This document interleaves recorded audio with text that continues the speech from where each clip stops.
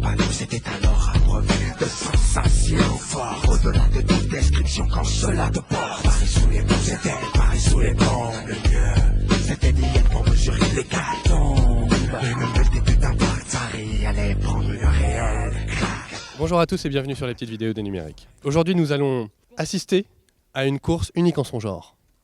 Nous allons faire s'affronter le Gyropod InMotion EX, qui représente l'avenir des transports individuels, ou pas, et Céline Nebor, capitaine et unique membre de l'équipe de derby des numériques, pour une course d'agilité, une course de vitesse et une course d'agilité, parce que nous n'avons pas de troisième idée.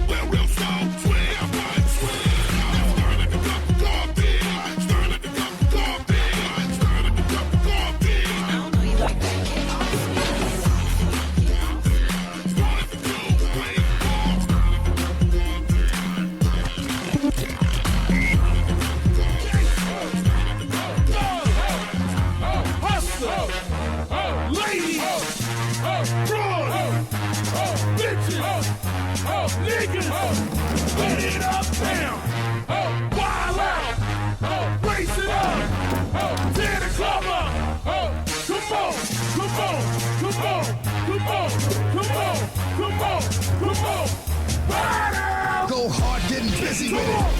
It's time, really my party with me. Go hard, getting busy with it. It's time, really my party with me.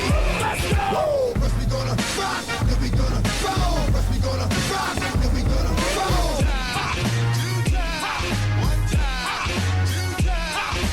First we gonna rock, then we gonna roll. First we gonna rock, then we gonna roll. Finalement, que retiendrons-nous de ces petites choses? La première, c'est qu'en vrai, on n'a pas besoin du casque. À moins de rouler sur de l'huile ou, comme dans notre parking, sur un sol très lisse, le comportement du gyropode est assez sécurisant. Il va aussi bien sur les pistes cyclables, sur les trottoirs, sur l'herbe, sur les pavés, même s'il n'y a pas de stabilisation et du coup, ça va être un petit peu compliqué pour vous. En vrai, on n'a pas non plus besoin de gants. Ça, c'est juste parce que c'est l'hiver et qu'il fait froid.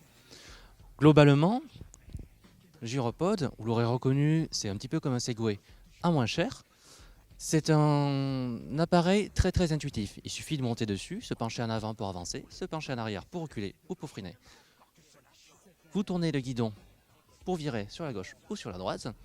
Et ce qui est très bien par rapport à des rollers ou par rapport à une trottinette, c'est que 1, on n'a pas besoin d'effort physique. 2, l'autonomie par rapport à une trottinette est de 20 km à 25 km en fonction du terrain. Et 3, n'importe qui peut l'utiliser puisque ça fait appel à des réflexes humains qui sont instantanés. Donc pour répondre à la question initiale, est-ce que le gyropode et assimilé sera le moyen de transport du futur? À mon humble avis, oui, carrément. Par contre, il va falloir attendre que ça se démocratise un petit peu parce qu'à 2000 €, c'est quand même pas donné.